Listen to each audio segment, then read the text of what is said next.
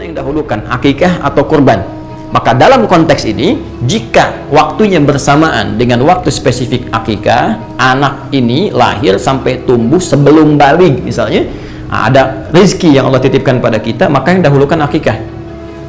Kenapa? Karena kurban ini waktunya itu masih panjang, setiap tahun masih bisa ada. Anak telah dewasa pun masih kurban untuk diri sendirinya.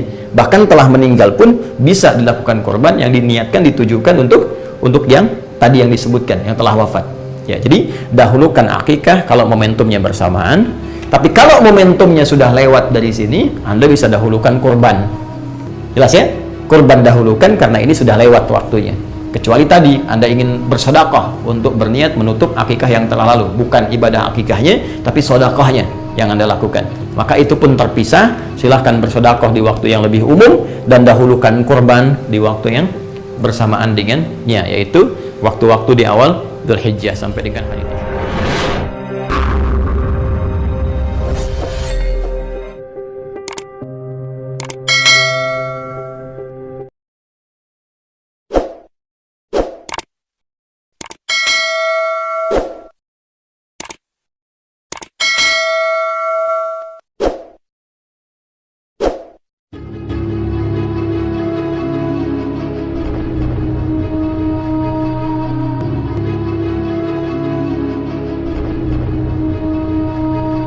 Assalamualaikum, waalaikumsalam warahmatullahi wabarakatuh.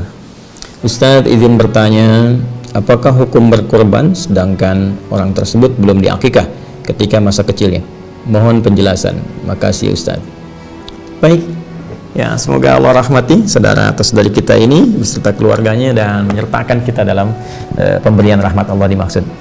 Pertanyaan ini saya duga juga mewakili sebagian saudara-saudari kita yang punya pertanyaan atau persoalan yang serupa, atau boleh jadi ini pun nanti akan bercabang kepada persoalan lain seperti apakah boleh kurban disatukan dengan akikah dan hal-hal sejenis lainnya. Baik, kita coba uraikan dulu dan seperti biasa kita pahami dulu dasar persoalannya sehingga pemahaman kita bisa lebih lengkap dan terukur, serta dari ukuran itu bisa menunaikan amalan dimaksud dengan lebih baik. Ya, kita punya persoalan akikah di sini. Oke. Yang terkorelasikan dengan kurban. Kita akan pahami dasarnya dulu dari sini, ya, sehingga nanti dari dasar pemahaman ini kita bisa lebih memahami dan menyimpulkan hukum yang disampaikan oleh para ulama kita. Satu, persoalan terkait akikah.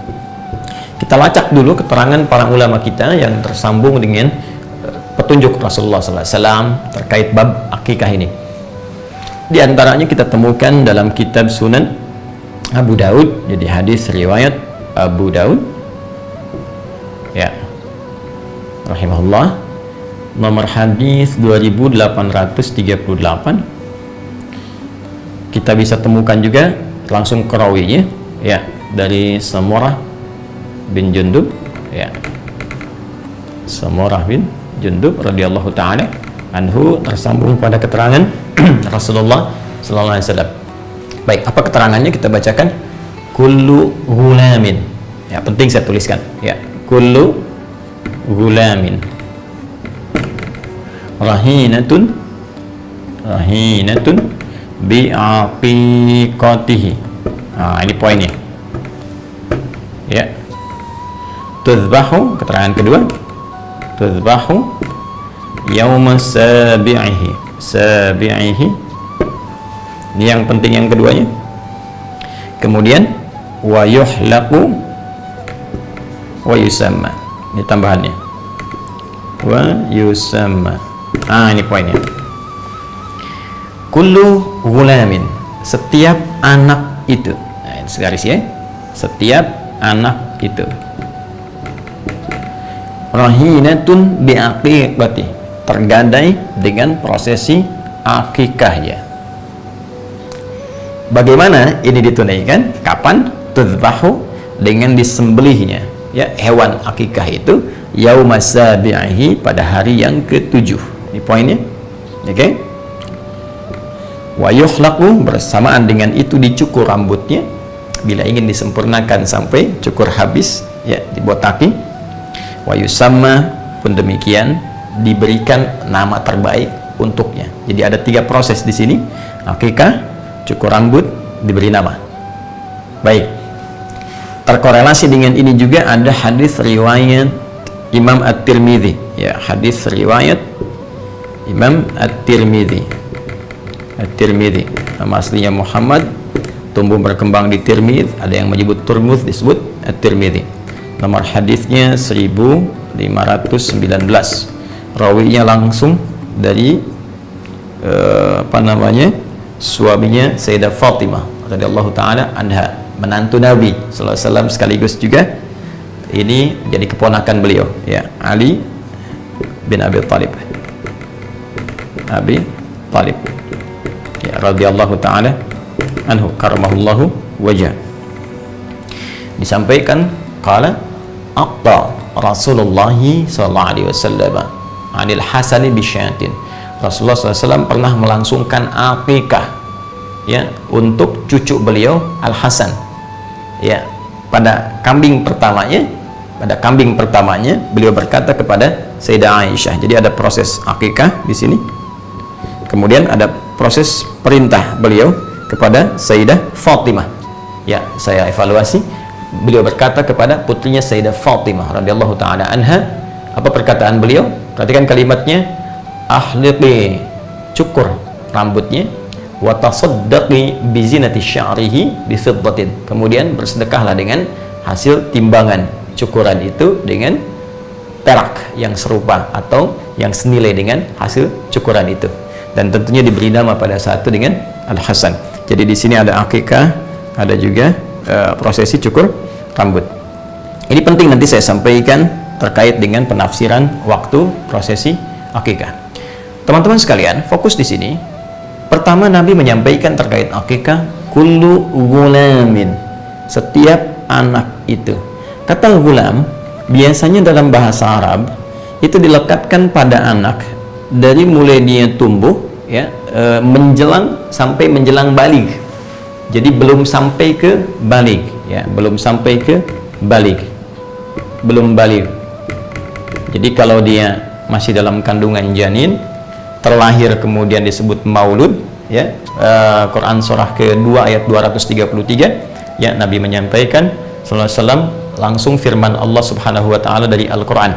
Ya, apa firmannya? Wal walidatu yurdi'na auladahunna haulaini kamilaini liman arada ayyutimma radha'ah wa 'alal mauludi lahu. Ya, ini menunjuk kepada ayah yang baru diberikan karunia anak, disebut mauludi lahu. Ini sebagai berkah kepada orang tuanya. Jadi ketika anak itu lahir disebut dengan maulud, yang baru dilahirkan, lalu dari situ berproses menjadi sobi, bayi, ya, lalu tumbuh kemudian sampai menjelang balik disebut dengan gulam. Jadi dari anak itu mulai terlahir terus sobi, gitu kan, dari terus usia sehari, 2 hari, 3 hari, nah kemudian sampai menjelang balik, nama umumnya disebut dengan apa?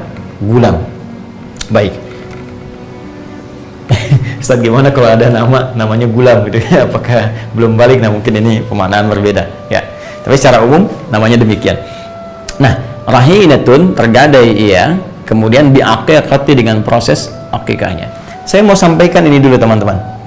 Ya, akikah ini asal katanya dari kata akka, tadi ditemukan di sini di At-Tirmidzi nomor hadis 1519 dari sahabat Ali bin Abi Thalib. Beliau berkata akka Rasulullah sallallahu alaihi wasallam. Ini akka, ya, Rasulullah sallallahu alaihi wasallam. Sifatnya, keadaannya disebut dengan akikah. Akka itu asal katanya memotong, membelah, ya, menyembelih kalau kita sekarang lakukan terhadap hewan, tapi asalnya memotong, akak, ya, memotong, membelah, memisahkan.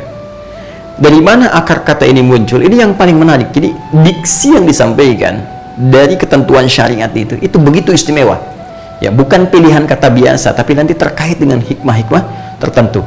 Saya mau gali dulu sedikit teman-teman sekalian ke atas. Jadi ketika manusia tercipta dengan sempurna, kemudian terlahir, selain fisiknya disempurnakan, ya, Quran surah 95 ayat yang keempat, laqad khalaqnal insana fi ahsani taqwim, kemudian juga diberikan perjalanan kesempurnaan akal, dari mulai informasi dari telinga sampai ke mata, sampai ke pikiran, sampai akal sempurna. Pun demikian jangan lupa ada kesempurnaan dari inti kehidupan, roh, jiwa, nafasnya. Nah, jiwa kita ini menjadi sempurna ketika kita mulai kemudian menjalani kehidupan usia 4 bulan, kemudian dilahirkan. Saat kesempurnaan ini terjadi, ada dua potensi yang melekat dalam jiwa itu. Satu potensi baik disebut dengan takwa, yang kedua potensi kurang baik disebut dengan fujur, nama lainnya nafsu. Ini nanti bisa kita lihat di Quran surah ke-91 Asy-Syams. Ya. Ayat ke-7 sampai dengan 10. Ya, wa nafsi wa ma sawaha, ketika nafas itu telah tercipta dengan sempurna, fa alhamaha fujuraha wa taqwaha, maka dengan kesempurnaan itu diilhamkanlah kemudian ada jiwa fujurnya, jiwa takwanya. Takwa potensi kebaikan, ya, di sini puncaknya ada dibisikkan oleh para malaikat. Fujur itu potensi hal yang kurang baik, lawan dari takwa. Jadi kalau ada jujur, ada bohong, ya, kemudian ada tawadhu, rendah hati, ada sombong, demikian seterusnya. Yang fujur ini didesain oleh Allah untuk menjadi katalis, ya, supaya yang baik-baiknya ini bisa muncul. Sebab kalau nggak ada yang ini, yang satu ini fujur, jadi nggak akan bisa naik. Ya, saya pernah terangkan ini dalam edisi Sitama terdahulu. Nanti Anda bisa cek kembali. Secara cepat, fujur itu nama lainnya disebut dengan nafsu. Ya, jadi kalau takwa tadi bawaan sifat malaikat, karena itu malaikat selalu baik, tak pernah salah. Quran surah 66 ayat ke-6. Tapi nafsu ini cenderung membawa kesalahan. Quran surah ke-12 ayat 53, ya, wa ma ubarri'un nafsi innan nafsa la'amaratum bisu. Sedangkan nafsu itu sifat bawaan yang langsung dilekatkan pada hewan. Makanya kalau hewan berbuat banyak kesalahan dan tampil tanpa pertimbangan, ya, hewan senang tampil tanpa busana, hewan buang kotoran di mana-mana, ya, hewan melakukan hubungan gitu kan yang tanpa kontrol dan seterusnya. Karena memang sifat fitrah hewani itu tercipta dengan nafsunya. Nah, yang paling menarik adalah teman-teman sekalian, Allah Subhanahu wa Ta'ala melalui petunjuknya kepada Rasulullah SAW memberikan dengan sifat kasih dan sayang yang sangat luar biasa, memberikan arahan agar sejak bayi itu terlahir, manusia itu mulai terlahir, dari mulai tumbuh sebelum balik nih, sebelum semua yang baik dan buruknya dicatatkan sebagai pertanggungjawaban hisab di hari kiamat nanti, diminta oleh Allah melalui petunjuk Rasulullah, hei, taklukkan dulu nafsunya, simbolkan dengan potong itu, ya. Maka disimbolkanlah dengan ibadah yang diberi nama dengan aqiqah, dari kata aqqa tadi, memutus kecenderungan nafsu nanti untuk bisa tumbuh di masa baliknya dan bisa dikontrol saat dia tumbuh itu, dan diarahkan untuk memotivasi takwanya menjadi katalis supaya nilai kebaikannya yang muncul. Nah, disimbolkan ini lewat pemotongan hewan, karena nafsu tadi melekat pada fitrah hewani. Jelas ya? Bisa dipahami ya? Karena itu hewan kemudian dihadirkan, dipotong itu untuk simbolisasi sebagai ajaran syariat bahwa dengan itu diharapkan anak ini tumbuh menjadi pribadi yang bisa mengontrol nafsunya. Itu diantara hikmahnya. Ya, karena itu anak kalau dia tumbuh kemudian bersikap kurang baik kepada orang tuanya, ya kan, interaksi pertama dengan orang tua kan di keluarga. Ketika ada anak yang tumbuh menjelang dia balik, bersikap kurang bagus pada orang tua, kata-kata yang kurang bagus, kata-kata kasar dan sebagainya, maka mohon izin, mohon maaf, itu dalam bahasa akhlak disebut dengan uququl walidain. Uquq, ya, uququl walidain. Seakar dengan kata ini dari akon juga. Uquq, sifat durhaka anak. Karena itu diharapkan dengan akikah itu sifat ini akan dipotong dari sejak kecil. Kemudian nafsunya mulai bisa dikontrol sehingga tumbuhlah dia kemudian menjadi pribadi yang baik di masa yang akan datang. Itu pun juga harus disertai dengan penyertaan lingkungan yang baik. Orang tua merawat dengan baik, lingkungan ditempatkan di tempat yang baik. Ini diantara hikmah Nabi ketika menyebut kata maulud lagi tadi.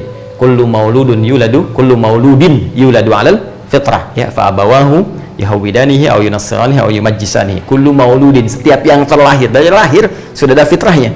Ya, cuma nanti pengaruh lingkungan yang membuat dia berubah, bahkan mungkin boleh jadi dia menjauh dari Allah Subhanahu wa Ta'ala. Ya, fokus baik-baik teman-teman, jadi paham ya ini. Nah, proses ini dilangsungkan kapan? Dilangsungkan ini batas awalnya, tudzbahu yauma sabi'ihi, disembelih akikah ini untuk menjadi simbolisasi dalam syariat tentang pemotongan potensi nafsu. Batas awalnya hari ke-7. Ya, ada yang mengartikan harus hari ke-7 gitu kan, hari ke-7 di akikah. Kalau nggak hari ke-7 udah lewat misalnya kan. Saya menghargai pendapat dimaksud, tapi barangkali saya lebih cenderung kepada pendapat dari ulama lain, khususnya juga yang menerangkan riwayat-riwayat ini. Siapa yang menerangkan riwayat ini? Diantaranya Al-Imam At-Tirmidzi. Ya, beliau memberikan keterangan bahwa jika tak memungkinkan di hari ke-7, ini bisa hari ke-14, ya, kelipatannya. Bisa, jika tak memungkinkan, bisa hari ke-21 misalnya, jadi bisa hari ke-7, hari ke-14, hari ke-21. Bahkan tadi ada yang memperluas pemaknaan ini kembali ke batas akhir, ke sini, gulam. Jadi batas awalnya hari ke-7 supaya ada kelapangan, ya, masa baru lahiran langsung dipotong misalnya kambing, kan juga boleh jadi bisa menyulitkan, ya, sedang fokus kepada perawatan anak belum bisa maksimal, maka batas awalnya hari ke-7, ya. Kemudian batas akhirnya kapan? Ini kalimat ini, kullu gulamin, sampai batas anak ini sebelum balik ini yang berakhir, ya. Jadi kalau sudah lewat gulam, ya sudah, bukan anak-anak lagi namanya, ya, sudah masuk kategori balik, ini balik, sudah masuk kategori dewasa, jadi remaja, jadi pemuda, dan seterusnya. Nah, jadi ini batas akhirnya di sini. Saya lebih cenderung ke sini. Ini batas awal, ini batas akhir, ya. Nah, kalau kemudian sudah mencapai ke batas akhir ini, ya sudah, ya sudah tidak berlaku lagi kemudian hukum akikahnya. Ya, akikah itu ingat, hukumnya bukan wajib, ya. Akikah itu sunnah, tapi ingat, jangan dipandang remeh, sunnah yang sangat ditekankan, ya. Kenapa ditekankan? Tadi karena ada hikmah penting yang terkait berkelindan di balik syariat ini. Jadi anak ini diharapkan tumbuh, ya. Kalau sudah tumbuh dewasa, maka ini sunnahnya ini walaupun sangat muakkad ditekankan tidak berlaku lagi, walaupun boleh kemudian Anda ganti ini ke depan misalnya dengan sedekah. Boleh dengan diniatkan ini, misalnya saya pengen sedekah, saya laki-laki, waktu kecil belum sempat ibu saya mengakikah, ya, atau ayah saya setelah dewasa ingin sedekah dengan senilai akikah ini, senilai 2 kambing, boleh, sah dilakukan, ya. Tapi yang penting itu esensinya. Jadi akikah itu diniatkan salah satunya dengan harapan anak tumbuh jadi baik dan disertai dengan pengawasan orang tua dan menempatkan pada lingkungan yang terbaik. Jadi kalau ada anak di akikah terus orang tuanya tidak mengikuti, ya, turunan dari akikah ini, ya memang di akikah kambingnya bagus-bagus, cuma ya dibawanya ke tempat-tempat yang kurang bagus, ya, anak baru tumbuh dibawa ke diskotik misalnya, anak tumbuh dibawa ke tempat-tempat maksiat yang nggak akan nyampe kepribadian baik ini, ya, hikmahnya itu. Tapi kalau Anda pun orang tua belum sempat saya akikah, tapi berharap berikhtiar, nggak ada juga, tapi orang tuanya merawat dalam keadaan yang baik, mengajarkan Quran dan sebagainya, sehingga ketika anak ini tumbuh dewasa muncul kesadaran-kesadaran terbaik, bahkan dia melihat lagi keadaan sewaktu kecilnya. Nah, ketika melihat itulah kemudian ada tumbuh nilai-nilai kebaikan, dia boleh bersedekah tadi seperti yang saya sampaikan. Jadi hikmahnya ke sini teman-teman sekalian, ini berpahala, ya. Tapi kalau lewat masanya kemudian tentunya tidak ada lagi kesunahan yang ditekankan akikah, tapi boleh kemudian Anda niatkan untuk misalnya bersedekah dengan senilai ini. Persis seperti begini, tahajud itu kan sunnah muakkadah, tahajud malam kan sunnah muakkadah, bukan wajib hukumnya, tapi sunnah, tapi sangat ditekankan karena ada banyak kemuliaan yang tidak didapatkan dalam sholat-sholat selain tahajud. Itu ada di Quran surah ke-17, ya, ayat 79 sampai dengan 81-nya.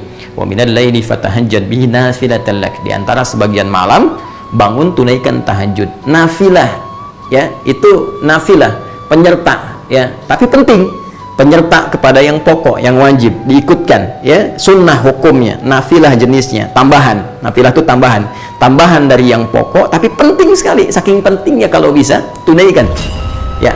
Nanti kalau ada orang sudah terbiasa tahajud, tiba-tiba malamnya nggak sempat bangun gitu, ya, karena faktor tertentu, besoknya kemudian dia bangun, ya, maka ada waktu-waktu yang kiranya sudah lewat dari tahajud tapi besoknya masih ada, maka Nabi dalam satu riwayat dan disampaikan informasi dari para ulama menyampaikan amalan-amalan yang kiranya bisa untuk menggantinya. Misal dengan apa? Menambah di sholat duhanya, ya, ditambahkan jumlah bilangan rakaatnya, ya. Kalau tidak pun lewat dari bilangan duha itu sampai ke duha kan sudah lewat dari waktu duhanya, ya.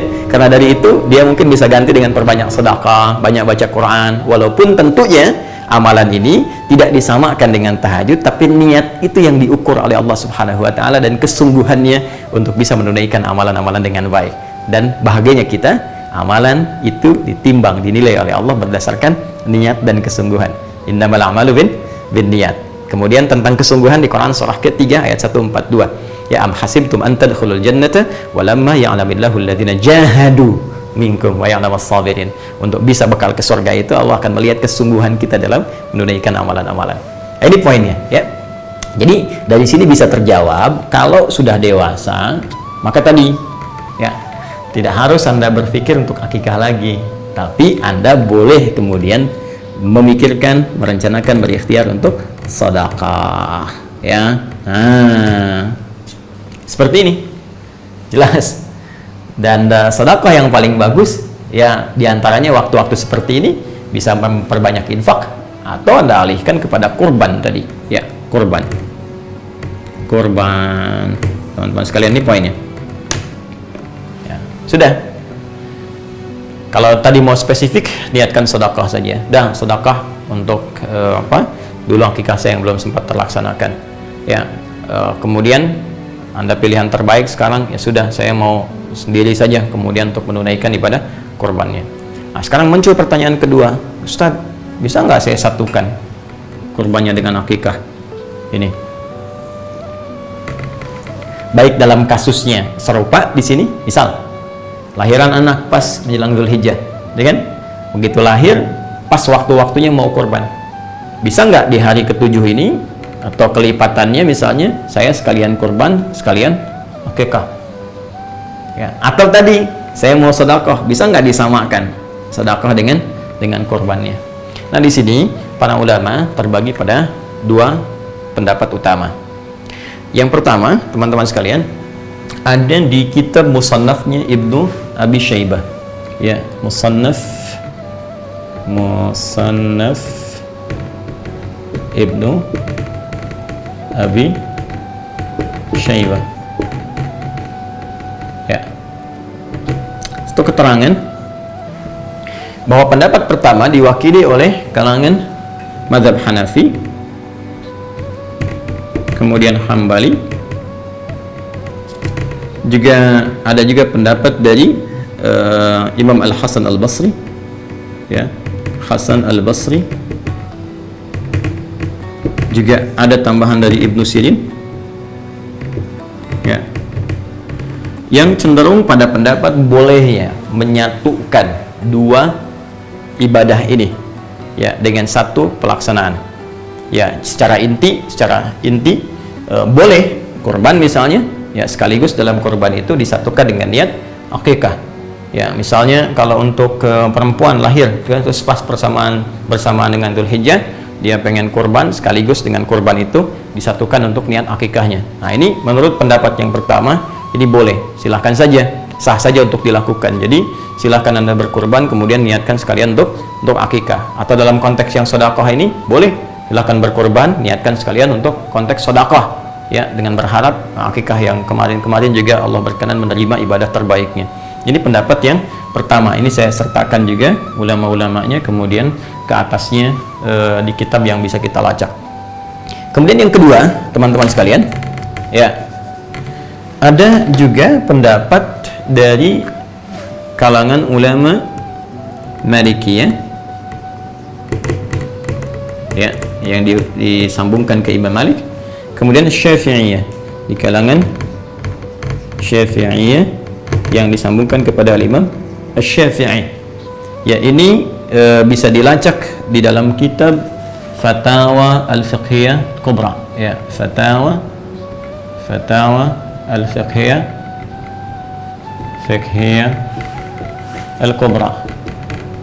Al-Kubra karangan Ibnu Hajar Al-Haytami.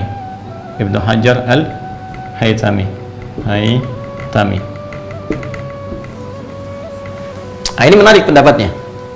Ya, sebelum beliau mengurai boleh atau tidaknya, yang paling menarik beliau uraikan dulu esensi dari ibadah ini. Ya, perhatikan baik-baik, teman-teman sekalian. Akikah, seperti kita ketahui, itu ibadah yang ditunaikan untuk bisa dengan ibadah itu diharapkan menjadi pengarah kepada anak dengan izin Allah supaya tumbuh lebih baik di masa depan. Karena itu ibadah ini spesifik ditujukan kepada anak, Kalau dalam bahasa kitabnya fidaul walad, ya. Jadi penebus anak. Ini ibadah untuk anak sebelum dia dewasa. Sedangkan kurban, ini akikah, kurban itu tidak spesifik ditujukan kepada anak, tapi lebih kepada jiwa, kepada diri. Fidaun nafsi, ya, kurban, ya, itu sifatnya ibadah yang ditujukan untuk mengarahkan jiwa, menata diri, ya, diri pada setiap diri, jiwa yang bersifat umum sifatnya, jadi nggak spesifik dalam rentang usia. Bisa untuk anak-anak, bisa untuk orang dewasa, ya, bisa untuk bahkan kakek, nenek, bahkan ini bisa diarahkan kepada yang sudah wafat. Ya, ada orang sudah meninggal dunia kemudian ingin dikorbankan, ini masih boleh. Akikah tidak. Ya, jadi dari sini dilihat kemudian oleh para ulama Malikiyah, Syafi'iyah dengan referensi yang saya sebutkan, karena sifatnya ini berbeda, beda jenis, ya, tidak sama, maka mereka lebih cenderung untuk memisahkan akikah dengan kurban. Akikah tersendiri, kurban tersendiri. Jadi kalau Anda ingin akikah, silahkan niatkan akikah, ya, dengan ketentuan yang berlaku. Kalau Anda ingin kurban, maka silahkan niatkan kurban. Nah, kapan waktunya? Kalau ada waktu akikah, karena spesifik akikah itu waktunya terbatas sampai menjelang dewasa, maka dalam konteks ini dahulukan akikah dulu. Jadi kalau ada pertanyaan yang ketiga, Ustadz, mana yang dahulukan, akikah atau kurban?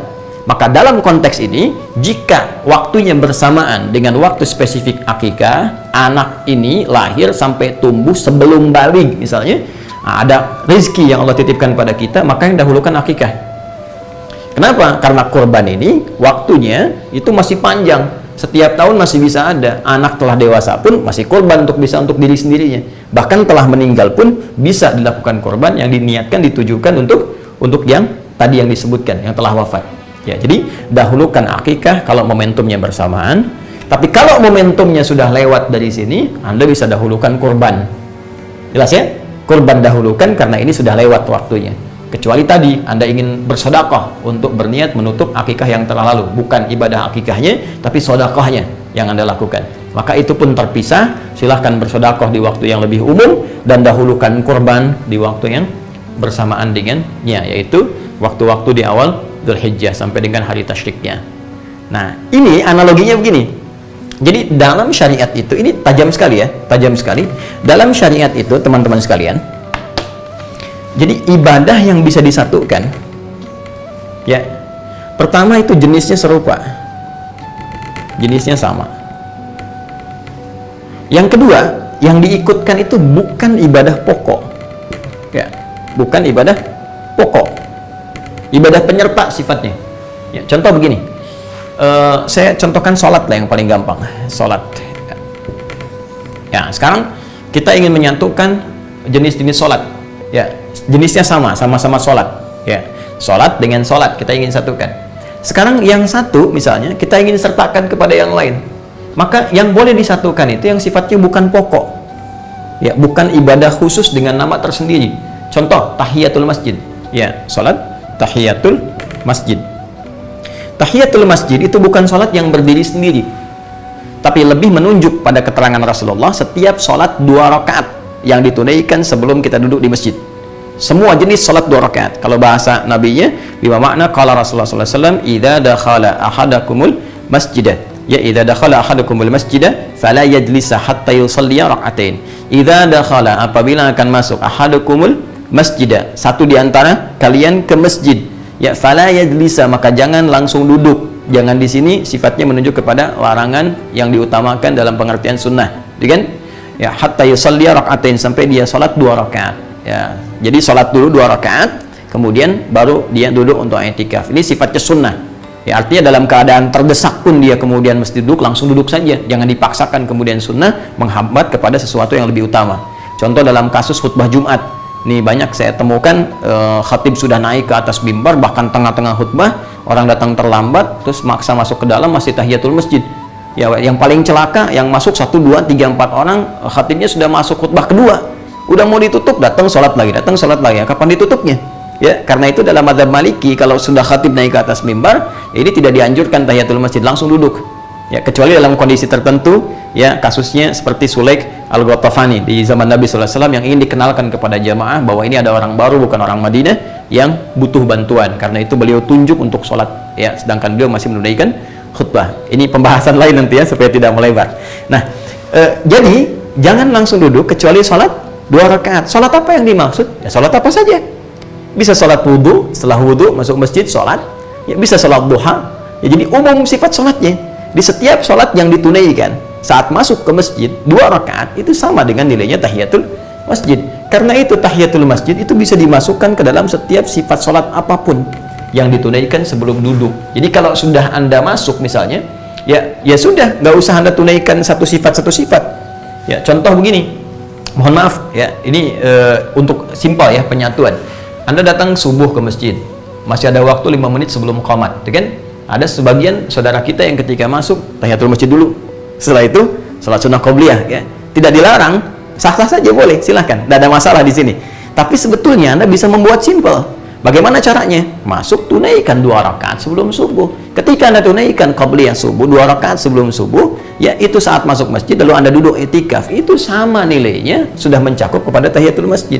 Ditunaikan satu sholat sudah mencakup 2 sholat di sini, ya, disatukan dalam satu, ya, syariat yang sama, dalam satu pelaksanaan yang serupa. Jadi sisanya tahiyatul masjid digabungkan dengan tadi qobliyah subuh, ya, niatnya qobliyah subuh, penamaannya sudah masuk tahiyatul masjid dengan sifatnya. Dari situ sisa waktunya Anda gunakan untuk berzikir, bisa berdoa, kan mustajab, ya, di antara adzan dengan iqamah. Ya, dengan demikian Anda teruskan amalan-amalan lainnya. Ini menyatukan 2 jenisnya sama-sama sholat, yang satu bukan pokok. Nah sekarang gini, akikah dengan kurban, jenisnya sama nggak? Sama-sama nyembelih hewan, ya kan? Sama-sama menyembelih kan? Bahkan hewannya bisa sama, kambing kan sama kan? Baik, kambing dan sejenisnya itu bisa ada kesamaan. Cuma sekarang, apakah yang satu pokok, yang satu bukan, atau dua-duanya pokok, satu ibadah yang terpisah? Nah, ternyata setelah diteliti, ini dua-duanya menjadi pokok dan 2 ibadah yang terpisah. Kurban, akikah. Bahkan batasnya tertentu. Akikah punya batas, kurban juga punya waktu tertentu yang boleh jadi tidak sama dengan batas akikah. Karena ketidaksamaan ini, maka ulama Malikiyah, Syafi'iyah, tadi yang disampaikan dalam Fatwa Al-Fiqh Al-Kubra, kayak Syekh Ibnu Hajar Al-Haytami mengatakan lebih cenderung untuk dipisahkan, ya, dengan waktu-waktu tertentu seperti tadi uraian telah saya sampaikan. Ya, Syekh Utsaimin di sini cukup bagus, ulama kontemporer. Beliau telah wafat dan kita doakan semoga beliau dirahmati dan merahmati seluruh ulama-ulama lainnya. Saya sebut Syekh Utsaimin untuk mencontohkan sikap ini loh, yang tadi. Beliau itu kan Hambali, jadi pengikut di mazhab Imam Ahmad bin Hanbal. Kemudian juga salah satu ulama yang sangat istimewa di rezim Saudi yang sekarang, ya, dan beliau telah wafat, dan beliau punya corner, ya, pojok Syekh Utsaimin di Hotel Sofwa. Jadi kalau Anda masuk ke Hotel Sofwa, masuk dari pas jajar dengan Masjidil Haram itu lurus, sampingnya Zamzam persis nempel, ya. Anda lurus masuk, kemudian dari situ naik eskalator pertama, masuk, kemudian ada toko-toko, naik lagi satu eskalator ke atas lagi, ya. Begitu naik eskalator ke atas, sebelah kanannya ATM, tukang es krim, balik ke kiri. Nah, dekat ke kiri itu langsung ada pojok Syekh Utsaimin di situ. Jadi Anda bisa lihat. Terus naik lagi ke atasnya itu sofa, ya, sebelah kanannya tukang cukur, 30 real. langsung bersih gitu. Nah, itu ada di situ. Syekh Utsaimin cukup menarik. Beliau itu condong kepada mazhab Hambali sebetulnya. Ya, kata beliau bisa disatukan, tapi akan lebih bagus kalau menurut saya pribadi, kata beliau, bisa dipisahkan. Jadi kalau ada anggarannya, kalau anggarannya itu bisa mencakup 2 ini, kata beliau akan lebih bagus kalau dipisahkan. Jadi mengambil yang pertengahan, satu untuk akikah, satu lagi untuk kurban. Saya ingin menunjukkan betapa sikap para ulama-ulama itu begitu objektif, begitu teduh, kan? Kemudian saling menghargai pendapat yang lain, saling mencari jalan tengah, terus tidak ada berniat untuk menjatuhkan, mencela, apalagi ingin menganggap yang lain mesti turun, yang ini mesti naik, tidak. Dan itu sebetulnya bagian dari karakteristik yang harus dimunculkan dan kita saling mendoakan. Nah, untuk itu kembali kepada pertanyaan tadi, kita simpulkan bahwa dalam konteks ini, bagi yang sudah masuk dewasa, kan, melewati batas masa baligh, akan lebih baik kalau ada kelebihan rezeki bisa bersedekah, kan, dan salah satunya diniatkan bisa menutup akikah yang telah lalu, kemudian ya sampaikan. Masa iya kemudian akikah lagi, kemudian cukur lagi sampai botak, terus namanya ditetapkan lagi kan, juga harus ada penyesuaian. Kemudian yang kedua, jika ada bersamaan akikah dengan korban, mana yang didahulukan? Saya pribadi tadi lebih cenderung kepada sikap yang diambil oleh para ulama Malikiyah, Syafi'iyah. Jika memang ada rizki yang berlebih, kita bisa pisahkan antara akikah kemudian dengan kurban, karena ini dua pokok ibadah yang berbeda, yang tidak sama, yang ketentuannya juga memiliki ketentuan masing-masing. Jadi kalau waktunya pas anak itu lahir, saya lebih cenderung akikah dahulukan, ya, karena kurban bisa masuk di masa-masa berikutnya. Walaupun Ustadz, bagaimana kalau anak itu wafat? Kan bisa kurban diniatkan untuk anak, tapi kan nggak bisa akikah diniatkan untuk anak kalau anaknya sudah wafat, ya. Baik, jadi dahulukan akikah dulu. Nah, kalau terbalik situasinya sudah dewasa, maka dahulukan kurban dulu, ya, karena waktunya khusus. Nanti setelah kurban, kalau Anda ingin bersedekah mengganti yang akikah, maka itu silahkan dengan segala kelapangan, dan semoga Allah menerima amal ibadah dan merahmati kita semua. Kurang lebih ini, ya, saya bisa menjawab dari awal dengan cepat. Misalnya ini hukumnya begini paling-paling selesai 2 menit 3 menit, tapi kan kedalaman ini nggak kita temukan. Jadi mohon izin untuk bersabar kalau sekiranya ada pertanyaan. Saya bahas kadang mungkin, wah ini kok kemana-mana, bukan kemana-mana, karena memang korelasinya ke situ gitu, ya. Jadi agak lebih panjang supaya kita bisa memahami dengan lebih baik. Saya kira itu, barangkali ada keterangan ulama lain yang lebih baik, dan sangat mudah Anda bisa meninggalkan apa yang saya sampaikan dan mengambil pendapat ulama lain yang kiranya lebih mudah untuk diamalkan sesuai dengan ketentuan Al-Quran dan Sunnah Rasulullah SAW. Demikian teman-teman sekalian, semoga bermanfaat, ya, semoga Allah memberikan taufik. Subhanakallahumma wabihamdika asyhadu an la ilaha illa anta astaghfiruka wa atubu ilaik, wa akhiru da'wana alhamdulillahirabbil alamin. Assalamualaikum warahmatullahi wabarakatuh.